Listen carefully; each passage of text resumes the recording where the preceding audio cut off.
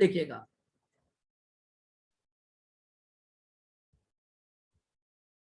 हमने जो chapter start किया है that is royalty accounting. Royalty accounting, आइएगा देखिए, सबसे पहले हम बात करते हैं जो हमने प्रीवियस क्लासेस में पढ़ा, तो हम थोड़ा उसको समराइज करेंगे पहले 5-10 मिनट में, ताकि जो भी न्यू ज्वाइनिंग है उनको ये चैप्टर का बेस समझ में आएगा। देखिए, मैंने आपको क्या बताया था, रॉयल्टी क्या होती है। ये कौन है? ये मैं हूं, मिस्टर ए, और मैं हूं ऑथर ऑफ अकाउंट्स बुक। मैंने अकाउंट्स की एक बुक लिख डाली, लेकिन लिख तो दी, लेकिन अब क्या मैं इसे घर घर बेचने जाऊंगा क्या? बताओ। कि आज ऐसा करते हैं कि भैया क्लासेस तो करते हैं ऑफ, और बोले मैं निकल जाता हूं डोर टू डोर इस बुक को बेचने। क्या ऐसा होगा? ऐसा नहीं होता है। जो ये ऑथर है ना, ये एक दूसरे पर्सन से कॉन्ट्रैक्ट करता है, जो कि बेसिकली पब्लिकेशन हाउसेस होते हैं। ठीक है, पब्लिकेशन हाउस।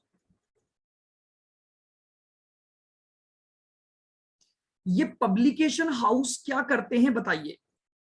जानते हैं आप पब्लिकेशन हाउसेस क्या होते हैं? ये मैंने जो अकाउंट्स की बुक लिखी है आप लोगों के लिए, सीएमए इंटर वालों के लिए, ये उस बुक को प्रिंट करेंगे। देन प्रिंट करने के बाद उसकी मार्केटिंग करेंगे, और मार्केटिंग करने के बाद ये उसको सेल करेंगे। ये सारा काम मैंने किसको दे दिया? मैंने इस पब्लिकेशन हाउस को दे दिया। मैंने तो केवल बुक लिखने का काम किया, समझिएगा, मैंने तो केवल बुक लिखने का काम किया, लेकिन उस बुक को आगे बढ़ाने का काम मैंने इस पब्लिकेशन हाउस को दे दिया। इसमें बताइए, एफर्ट्स मेरे बुक को लिखने में लगे या नहीं लगे? एफर्ट्स लगे। तो अब बात को समझना, मैं इस बुक का ओनर बन गया क्योंकि बुक मैंने लिखी। अब मैंने क्या किया, इस पब्लिकेशन हाउस के साथ एग्रीमेंट कर लिया, जिस एग्रीमेंट के तहत ये पब्लिकेशन हाउस मेरी इस बुक को प्रिंट करेगा और इस बुक को बेचेगा। अब भाई बेचेगा तो पब्लिकेशन हाउस की कमाई होगी। बताओ मुझे क्या फायदा हुआ? मुझे तो कुछ नहीं हुआ। तो क्या होता है कि मैं इस पब्लिकेशन हाउस से एक कंसीडरेशन लूंगा। मैं क्या लूंगा इससे? कंसीडरेशन फॉर पब्लिकेशन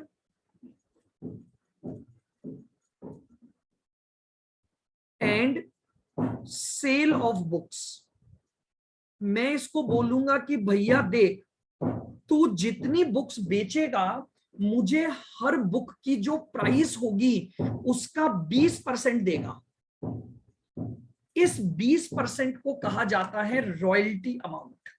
इस 20% को बोला जाता है रॉयल्टी अमाउंट। तो मेरी बात ध्यान से सुनना बच्चों, basically royalty is nothing, it is a consideration received by owner of asset to provide right to another person or user of the asset। इसको पब्लिश करने का काम इसका, इसकी मार्केटिंग का काम इसका।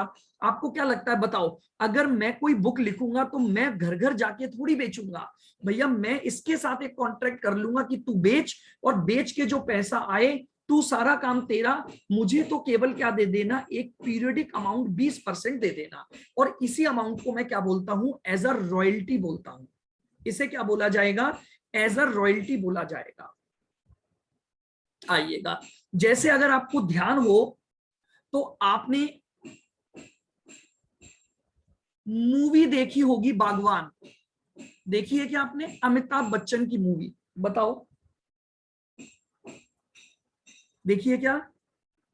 बोलो भाई बोलो। Yes sir. हाँ देखिए। प्रतीक्षा बताओ, क्या बागवान मूवी में कोई बुक लिखी गई थी क्या? अमिताभ बच्चन ने एक बुक लिखी थी उस मूवी में, अपनी जिंदगी के ऊपर लिखी थी, और फिर उस बुक को पब्लिश करवाया था किसी से। ये लो, ये कौन था? ये था अमिताभ बच्चन। इसने लिखी बुक, ये बना ऑथर। और अमिताभ बच्चन ने क्या किया था, इस बुक को, उसने जो हैंड रिटन बुक लिखी थी उसे एक दूसरे पर्सन को दे दिया था। वो जो एक गर्लफ्रेंड बॉयफ्रेंड आते थे उसके पापा को दे दिया था, और उसके पापा ने क्या किया था, उस बुक को प्रिंट किया था। और उस प्रिंट के बदले में उस मूवी में आपने देखा था अमिताभ बच्चन को पैसे मिले थे, मनी। बस मैं आपको समझाना चाह रहा हूं, that is called royalty. That is called royalty, कि आपने जो अपना अधिकार था, जो असेट थी, उसको यूज करने का राइट किसी दूसरे पर्सन को दे दिया। तो भैया आज से ये पता लगा, जिसने भी अगर ये मूवी नहीं देखी है तो आज देख लेना, तो रॉयल्टी समझ आ जाएगी। रॉयल्टी का मीनिंग मतलब बागवान मूवी। तो आज के बाद अपन मूवीज के साथ बात करेंगे। मैं आपको बताता चलूंगा कौन कौन सी मूवी आपको देखनी है, ताकि आपको चैप्टर समझ आएगा। ठीक है, तो रॉयल्टी का मतलब क्लियर है। अब आपको क्लियर हुआ होगा, जिसने ये मूवी देखी है उसको। आप किसी चीज के ओनर हो, बुक्स के ऑथर हो, आपने वो बुक किसी को पब्लिश करने के लिए दी है अगेंस्ट सम कंसीडरेशन। आपको वो जो कंसीडरेशन मिल रहा है, उसी कंसीडरेशन को हम बोलते हैं रॉयल्टी। आओ, फिर मैंने बात की थी रॉयल्टी में टाइप्स की। देखिएगा, रॉयल्टी में टाइप्स की, तो मैंने आपको बताया था, एक तो होती है कॉपीराइट की रॉयल्टी, जो मैंने आपको एग्जांपल लिया, बुक्स। बुक्स लिखी गई तो कॉपीराइट आया, आपको उसके अगेंस्ट जो मिलेगा वो रॉयल्टी है। दूसरी होती है पेटेंट रॉयल्टी। बताइए पेटेंट, देखो इसको समझने के लिए तो बागवान मूवी चाहिए, इसको समझने के लिए कौन सी मूवी चाहिए बताइए, जल्दी से बताओ। आज देखें आपकी पिक्चरों की नॉलेज क्या है, जल्दी बताओ भाई। पिक्चर नहीं देखते आप लोग?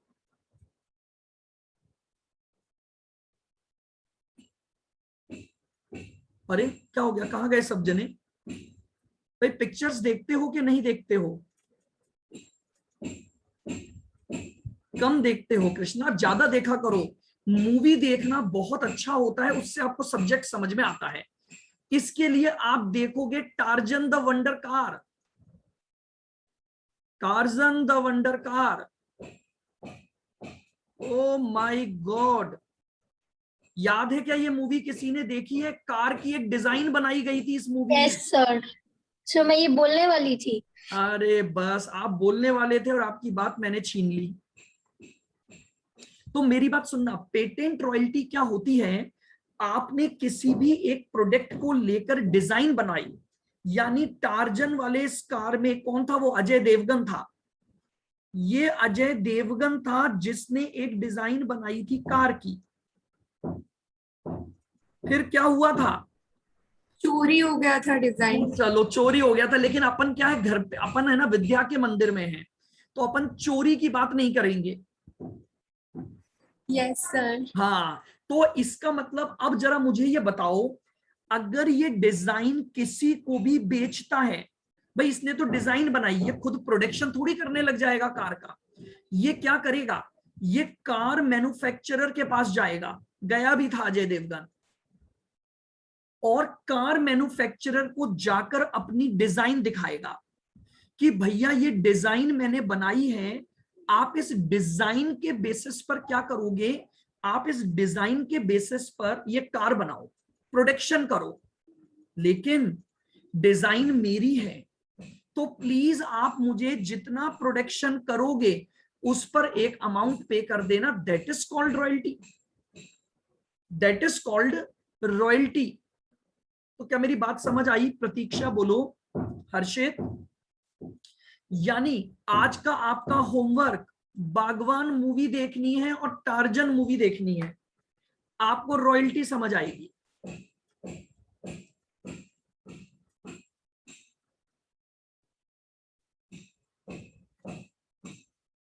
बहुत बार देखी है, अरे देखिए, लेकिन अब सब्जेक्ट के लिए देखना है।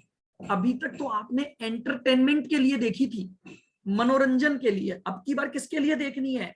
अब अगर घर पे मम्मी पापा मना करें तो बोलना सर ने कहा है कि ये मूवी देखनी है, इससे हमें रॉयल्टी चैप्टर समझ आएगा। तो बोलिए, बात क्लियर हुई? बिल्कुल, हाँ जी। तो लीजिए, तो मेरी बात समझ आई। कॉपीराइट रॉयल्टी मतलब बागवान मूवी, पेटेंट रॉयल्टी मतलब Tarzan the wonder car movie. तीसरी है माइनिंग रॉयल्टी।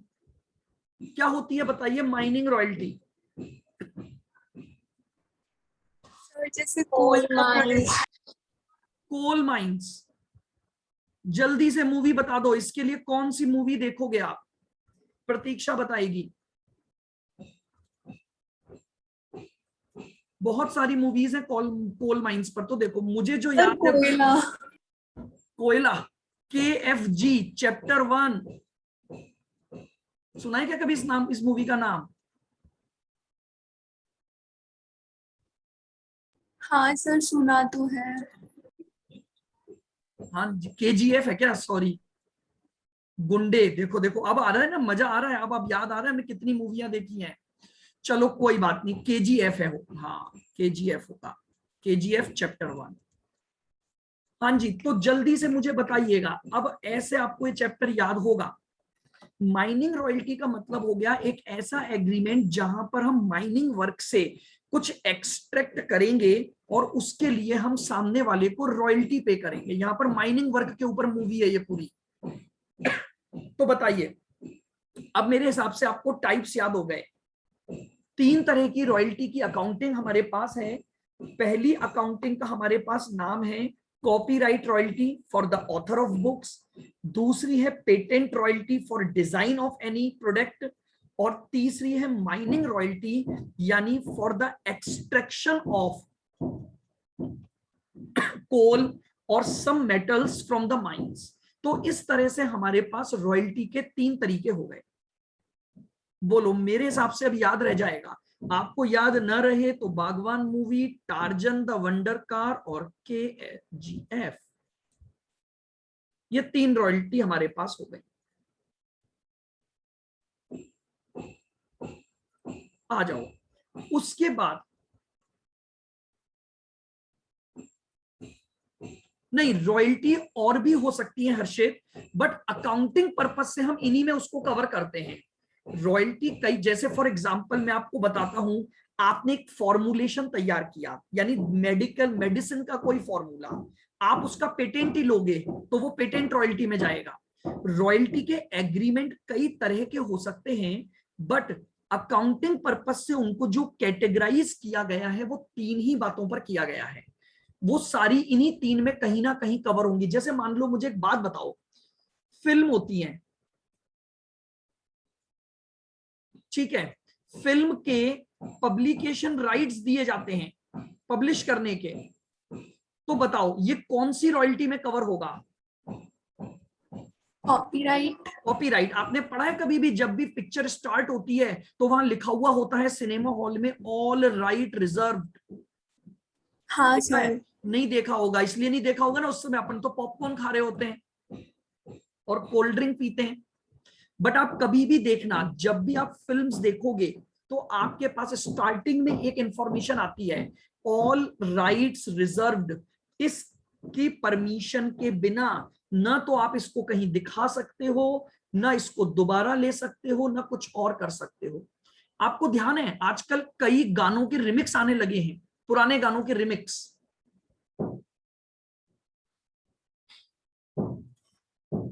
सुने आपने रिमिक्स?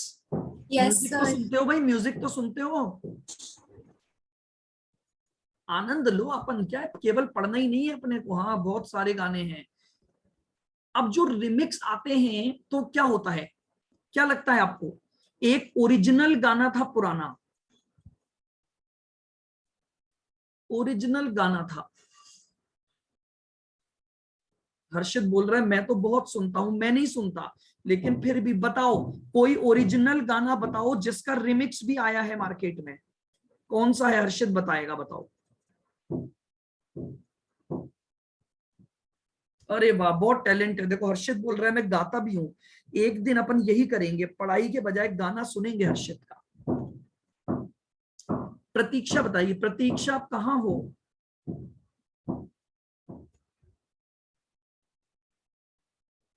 बोलो प्रतीक्षा, मुझे एक गाना बताओ जो ओरिजिनल था और जिसका रिमिक्स बना। बताओ भाई, देखो मुझे म्यूजिक की नॉलेज कम है।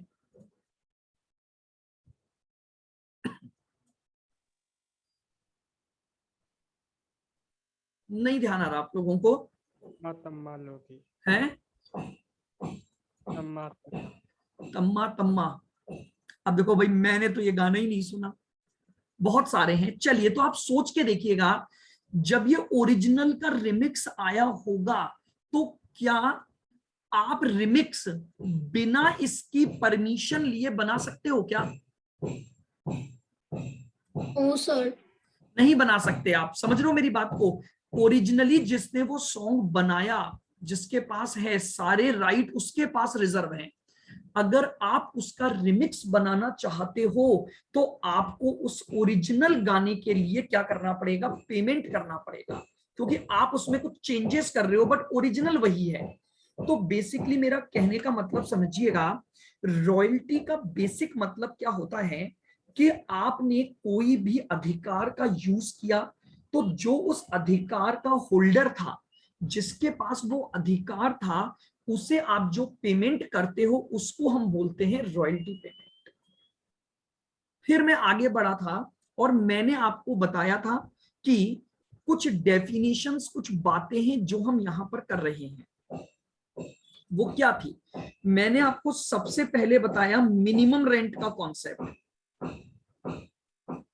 मैंने आपको बताया मिनिमम रेंट का कॉन्सेप्ट। मिनिमम रेंट को मैंने बोला ये तो डेड रेंट है, मर गया बेचारा। डेड रेंट क्यों बोला जाता है समझ रहे हो? क्योंकि लेसी मरने की पोजीशन पर है। लेसी बोल रहा है मैं बेनिफिट लूं या ना लूं, मुझे ये अमाउंट तो देना ही देना पड़ेगा। Extra burden on the Lesi of this rent, rock rent. बोलिए क्या मेरी बात समझ में आ रही है? मैंने बताया मिनिमम रेंट वो रेंट है जो लेसी को देना ही देना पड़ेगा, चाहे वो उस असेट से बेनिफिट उठाए या ना उठाए। मिनिमम रेंट फिक्स्ड हो गया, यानी रूल क्या बना? आप एक्चुअल रॉयल्टी और मिनिमम रेंट को कंपेयर करोगे। एक्चुअल रॉयल्टी और मिनिमम रेंट को कंपेयर करोगे। अगर एक्चुअल रॉयल्टी ज्यादा है तो एक्चुअल दे दो, और अगर एक्चुअल लेस देन मिनिमम है तो आप मिनिमम दे दो।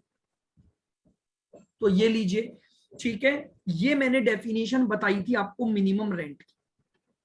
बताइए, जिन्होंने पिछली क्लासेस नहीं सुनी, नहीं देखी, क्या उनको भी यहां तक की मेरी बातें समझ आ रही हैं पूरी? बोलो आदित्य। रॉयल्टी की मैंने सबसे पहले डेफिनेशन बताई थी, उसके बाद मैंने 3 तरह की रॉयल्टी डिस्कस की, और फिर मैंने अपने पास कुछ डेफिनेशंस ली जो इस चैप्टर में काम आएंगी। पहली डेफिनेशन थी मिनिमम रेंट। दूसरी डेफिनेशन मैंने समझाई थी शॉर्ट वर्किंग।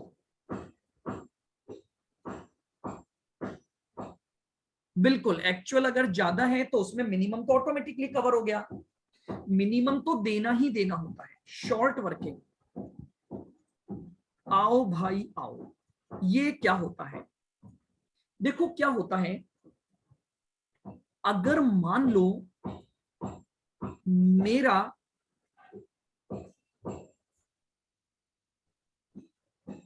मिनिमम रेंट ज्यादा है एक्चुअल रॉयल्टी से,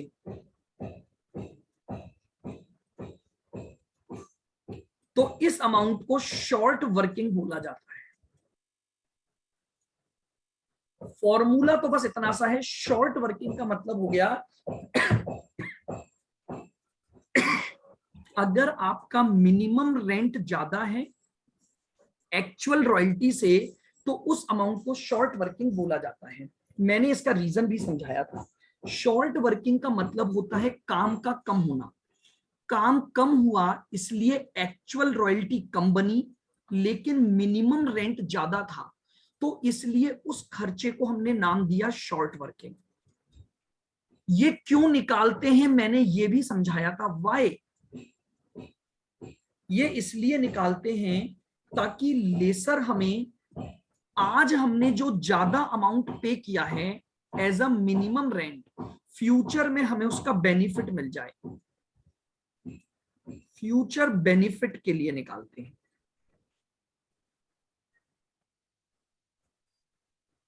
आओ जरा फ्यूचर बेनिफिट की हम बात करते हैं, क्या क्या मतलब होता है। सुनना, मुझे एक बात बताओ, आपको किसी भी सब्जेक्ट में पास होना है, सीए में, इंटर में, कितने नंबर चाहिए होते हैं? मिनिमम नंबर 40 है कि नहीं है? Yes sir. मिनिमम नंबर 40 है आपके पास। अब अगर मान लो, हालांकि देखिए आपके सीएमए की जगह में ये सीए लेता हूं क्योंकि वहां पर ये रूल प्रॉपरली एप्लीकेबल होता है। अब मान लो फॉर एग्जांपल आपके पास जो एक्चुअल आया 70 नंबर आ गए, एक्चुअल जो आया वो आपके पास 70 नंबर आ गए, तो जानते हो क्या होता है, सीए में ये एक रूल है कि आप जितने एक्सेस लाए हो, 50% आपको पास होने के लिए चाहिए, यानी 50 नंबर। आप 20 नंबर एक्स्ट्रा लाए, ये 20 नंबर हम आगे कैरी फॉरवर्ड करके ले जाएंगे, यानी ये 70 नंबर आपके टोटल में जोड़ दिए जाएंगे। फिर आपको टोटल 200 में से 70 हटा दो, तो आपको रिमेनिंग केवल 130 नंबर भविष्य में और लाने पड़ेंगे।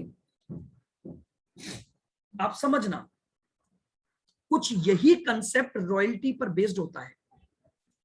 यानी अगर आज मैंने ज्यादा रॉयल्टी पे कर दी है, तो जो लैंडलॉर्ड या जो लेसर है वो मुझे अलाउ करेगा कि भविष्य में जब आपकी रॉयल्टी ज्यादा बने, तो आप इस शॉर्ट वर्किंग के अमाउंट को क्या कर लेना, इसमें से सेट ऑफ कर लेना।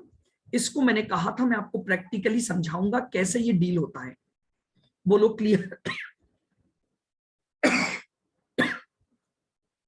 और तीसरी बात जो मैंने बोली थी, वो तीसरी बात थी मेरे पास किस बात को लेकर, इस सेट ऑफ या कैरी फॉरवर्ड को एक नाम दिया था रिक्यूपमेंट। रिक्यूपमेंट करना, रिकवरी करना, रिक्यूपमेंट ऑफ शॉर्ट वर्किंग। यानी अगर आपकी किसी साल में शॉर्ट वर्किंग आई, उसको आपने फ्यूचर के ईयर में कैरी फॉरवर्ड किया एंड सेट ऑफ कर दिया, कैरी फॉरवर्ड किया एंड सेट ऑफ कर दिया, तो इसे रिक्यूपमेंट बोला जाता है। चलिएगा, तो अब मुझे बताइए, क्या यहां तक में किसी को कोई डाउट है तो बोलिए। मैंने आपको पूरा आज रिवाइज करा दिया, कुछ नया नहीं लिया, हमने सब कुछ बातें वही की जो पहले हमने लिखा था। बोलो भाई, क्लियर है बिल्कुल सबको? हर्षित, गौरव, अनिल? Yes sir. चलिए आर्ची, बिल्कुल ठीक है। तो अब हाँ जी। अब मैंने कल एक चार्ट आप लोगों को बनवाया था रॉयल्टी स्टेटमेंट के नाम से। रॉयल्टी स्टेटमेंट, देखिए आप जितनी मेरे से बातें करोगे, जितना आप कम्युनिकेट करोगे, सब्जेक्ट में इंटरेस्ट भी आएगा और सब्जेक्ट आपको रिटेन भी रहेगा। मैंने एक फॉर्मेट बोला था, 1 कॉलम, 2 कॉलम, 3 कॉलम, 4, 5, 6, 7,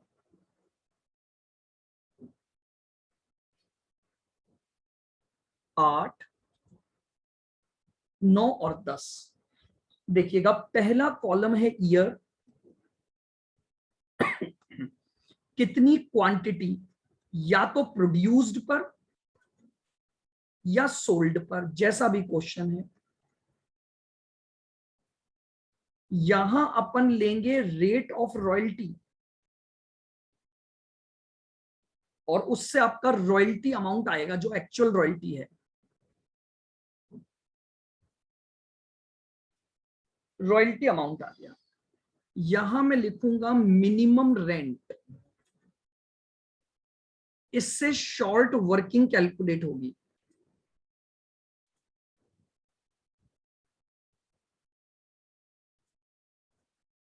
यहां मेरे पास रिक्रूटमेंट आएगा, शॉर्ट वर्किंग कैरी फॉरवर्ड करूंगा, पीएनडल में जाएगा और अल्टीमेटली पेमेंट टू लैंडलॉर्ड क्या होगा हम वो निकाल लेंगे।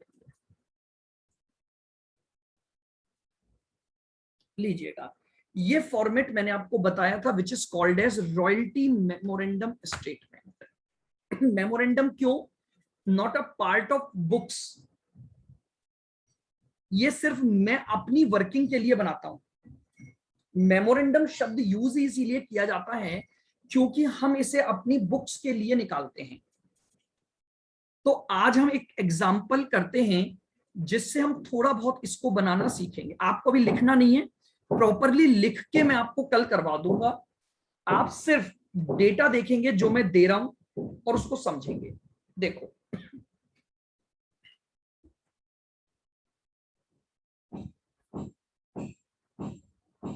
आपके पास, मान लेते हैं, केवल फ्रेम करते हैं अपन,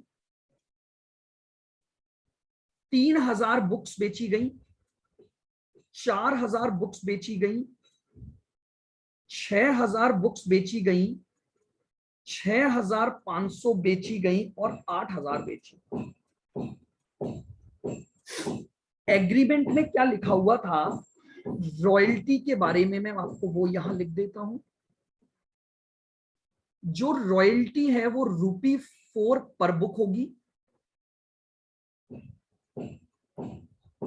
और मिनिमम रॉयल्टी 20,000। मैं आपको पूरा एग्जांपल लिखवा के आराम से करवाऊंगा, अभी आपको केवल समझना है इस फॉर्मेट को बस। चलिए जरा मुझे आप लोग बताएंगे, अगर 4 रुपए की रॉयल्टी बनती है तो बताओ रॉयल्टी बनी कितनी? एक बुक पर 4 की रॉयल्टी, 3000 बुक बेचूंगा तो 12 की रॉयल्टी बनी, मिनिमम 20,000 है। जरा मुझे बताइएगा, मुझे मिनिमम 20,000 देना था, मैंने काम केवल 12,000 की रॉयल्टी का किया, क्या शॉर्ट वर्किंग आ गई? क्या यस सर। 8,000 की 8,000 की शॉर्ट वर्किंग आई। आइएगा, और रिक्रूटमेंट के लिए उसने क्या दिया हुआ है, आप फर्स्ट 4 इयर्स तक कैरी फॉरवर्ड कर सकते हो, फर्स्ट 4 इयर्स, उसके बाद अलाउड नहीं होगा। तो मैं इमीडिएटली इसको कैरी फॉरवर्ड कर दूंगा। अब मुझे बताओ, मुझे लैंडलॉर्ड को कितना देना है? 20,000। वेरी गुड, मुझे 20,000 मेरे लैंडलॉर्ड को रॉयल्टी का पेमेंट करना है। बोलिए क्या मेरी ये बात समझ आ रही है? वापस से देख लो, शॉर्ट वर्किंग समझ आई, चूंकि शॉर्ट वर्किंग को मैं कैरी फॉरवर्ड 4 सालों तक कर सकता हूं, तो मैंने उसको कैरी फॉरवर्ड के कॉलम में डाल दिया। पीएनडल में तब आता है जब वो लैप्स हो जाती है। आओ ईयर 2 में बताओ रॉयल्टी कितनी बनी? 16,000 15,000 मिनिमम रॉयल्टी कितना है? 20,000 बताओ क्या इस साल भी कोई शॉर्ट वर्किंग हो गई क्या? यस सर 4,000 4,000 की अभी भी शॉर्ट वर्किंग। कैरिड फॉरवर्ड कितना हो गया? 4,000 12,000 12,000। Very good.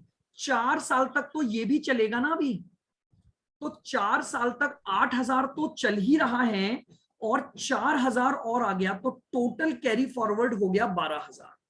लैंडलॉर्ड को दे दूंगा 20,000। बताओ क्या मेरी ये बात समझ आई?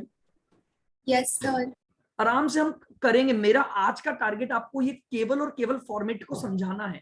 हम प्रॉपरली लिख के और अच्छे से कल वापस से पूरा एग्जाम्पल बना के हम करेंगे। बहुत क्वेश्चन है हमारे पास। आओ 6,000 इंटू 4 रॉयल्टी कितनी बनी? 24,000 मिनिमम कितना देना है? 20,000 आओ आओ आओ, इस बार रॉयल्टी कितनी ज्यादा बन गई? 4,000 एक्सेस एक्सेस बन गई। तो भैया मैंने ये एक्सेस ऑलरेडी पे 12 कर रखा है, तो क्या 4,000 इससे एडजस्ट करूंगा कि नहीं करूंगा? हाँ सर बात को फिर सुनना।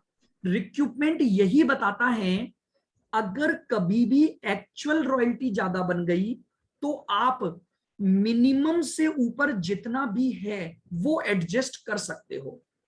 शॉर्ट वर्किंग आई नहीं, रिक्रूटमेंट आ गया 4,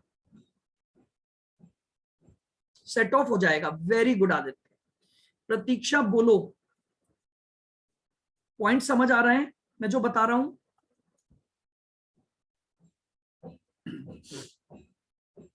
बोला करो, आराम से बात करो। आइए अब मुझे बताओ, अब और कितनी बची जिसको आगे कैरी फॉरवर्ड करूंगा? Sir 8,000 very good. लैंडलॉर्ड को बताओ क्या पेमेंट करूंगा मैं? 20,000 20,000। Very good. वैसे तो चॉइस बनता है, लेकिन चॉइस में से 4 मैंने एडजस्ट कर लिया जो मैंने पहले ही एक्स्ट्रा दे रखा है। बताओ 6,500 इंटू 4 रॉयल्टी कितनी बनी? 26,000 वेरी गुड। मिनिमम 20, कितना ज्यादा रॉयल्टी बनी? 6,000 मेरे पास अवेलेबल कितना है? 8,000 8,000 क्या 6,000 एडजस्ट कर दूं? हाँ sir very sir. Good. Carry forward 2,000 कितना होगा? P&L में सर नहीं होगा 4 इयर्स ही है ना। वेरी गुड, बहुत अच्छी बात। अब कैरी फॉरवर्ड नहीं होगा क्योंकि ये चौथे साल का अंतिम साल है। 2,000 की बची हुई रॉयल्टी लैप्स हो जाएगी ना? बिल्कुल लैप्स हो गई और पीएनडल में चली गई। कितना आसान है, थोड़े से लॉजिक से चलोगे बिल्कुल 8 नंबर आपकी जेब में है। मैं फिर समझाता हूं। मेरी 6,000 की रॉयल्टी ज्यादा बनी, मैंने ऑलरेडी 8,000 ज्यादा दिया हुआ था, 6,000 एडजस्ट कर लूंगा, अब थोड़ी दूंगा ज्यादा। अब अभी भी 2,000 एक्सेस बनी, बट अब समस्या आ गई। क्वेश्चन ने बोला था 4 साल के आगे इसको नहीं ले जा सकता, तो अगर 4 साल के आगे इसको नहीं ले जा सकता तो अब ये कैरी फॉरवर्ड नहीं होगी, पीएनडल में लैप्स हो जाएगी। रेंट अभी भी 20 का पे होगा। आओ 8,000 इंटू 4 कितना बना? 32,000 32,000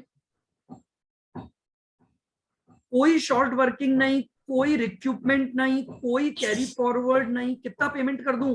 32,000 32,000 का पेमेंट हो जाएगा। बिल्कुल आसानी से ये टेबल बन जाती है आपकी। थोड़ा सा ध्यान रखना है, शॉर्ट वर्किंग कैसे निकालनी है, फिर उसको कैरी फॉरवर्ड करना है, फिर रिक्रूटमेंट के लिए जितने ईयर्स दिए गए हैं उन इक्विपमेंट के ईयर्स पर बातें करनी है। जैसे ही रिक्रूटमेंट का टाइम खत्म होगा और अगर अभी भी कोई शॉर्ट वर्किंग बच गई तो मैं उस शॉर्ट वर्किंग को इमीडिएटली पीएनडल में डाल दूंगा। बताइए क्या आपको लगता है कि आप इस तरह का स्टेटमेंट बना सकते हो? आप यस सर। ईमानदारी से सभी जने बताएंगे। सर एक बार फोर्थ पॉइंट वापस समझा दीजिए। हाँ, कौन सा? Sir fourth fourth column. Six, हाँ सर। कॉलम समझाना है? जी सर, ये 6500 वाला है ना? अच्छा, फोर्थ पॉइंट देखो, आपने बुक्स बेची 6500, तो रॉयल्टी बनती है 26,000। क्या यहां तक क्लियर है? बिल्कुल। Yes sir. मिनिमम रॉयल्टी कितना एग्रीमेंट है? 20, तो आपको इस बार कितना एक्सेस देना है? 6000। 6000 एक्सेस देना है ना? Yes sir. लेकिन आपने ऑलरेडी 8000 एक्सेस दे रखा है।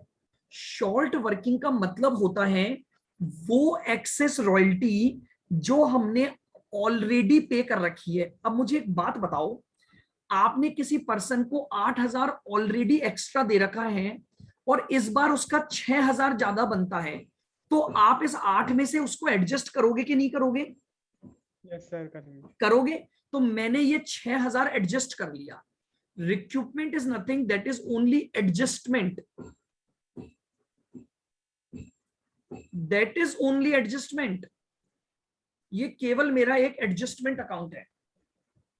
अब 4 साल कंप्लीट हो गए, 8 में से आपने 6 अगर एडजस्ट किया तो अभी भी 2 बचता कि नहीं बचता? बताओ। बस्ता सर। लेकिन अब सोचो, उसने कहा था 4 साल के बाद ये एडजस्ट ही नहीं हो सकता, तो अब ये 2000 जो फोर्थ ईयर के एंड में बचा, इसको आप आगे कभी भी एडजस्ट कर पाओगे क्या? No sir. नहीं कर पाओगे, तो यहां नहीं लिख सकता मैं, इसका कैरी फॉरवर्ड अलाउड ही नहीं है। यस तो सर। ये पूरा का पूरा मेरा नुकसान हो गया और पीएनडल में आ गया। Okay sir. बोलो क्लियर? बिल्कुल। Yes sir. चलिएगा, तो आज मैंने आपको यहां तक वापस से सारा रिवाइज करवाया, प्लस एक स्टेटमेंट बनाना सिखाया। अब कल से हम क्या करने वाले हैं, इन सभी स्टेटमेंट और इस पर बेस्ड अकाउंटिंग के क्वेश्चंस करेंगे। बस ये चैप्टर इतना सही है। आपको अगर ये स्टेटमेंट समझ आ गया तो रॉयल्टी चैप्टर समझ आ गया। बस इसके अकॉर्डिंग एंट्रियां डालनी है और लेजर अकाउंट बनाने हैं, तो आपका पूरा चैप्टर सॉल्व हो जाएगा।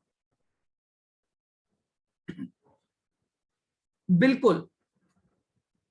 यस आदित्य, क्योंकि जब तक आपके पास इसको सेट ऑफ करना अलाउड है तब तक आप एक्सेस अमाउंट को सेट ऑफ कर सकते हो। जब ये सेट ऑफ करना खत्म हो गया तो इन दोनों में से जो एक्सेस है वो आपको पे करना ही पड़ेगा।